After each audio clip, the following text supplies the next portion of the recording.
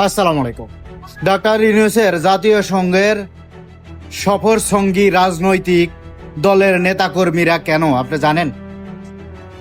সরকারি অর্থায়নে বেসরকারি লোকজন নিয়ে ঘোরাফেরা করা হচ্ছে ডক্টর ইউনূসের কাজ।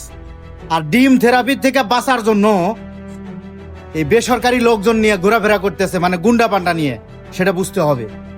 নিউ ইয়র্কে গেলেই তো ডিম থেরাপি, কাকার জানে ভয় আছে, এর জন্য গুন্ডা পান্ডা নিয়ে ঘোরাফেরা। তবে কাকা একটা কথা বলে রাখি, জনগণের টাকা এইভাবে নষ্ট করবেন না।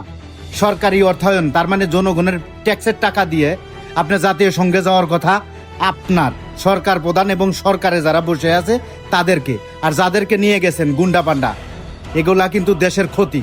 আশা করি জনগণ এখন বুঝতে পারবে।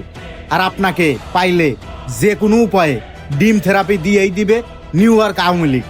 ধন্যবাদ।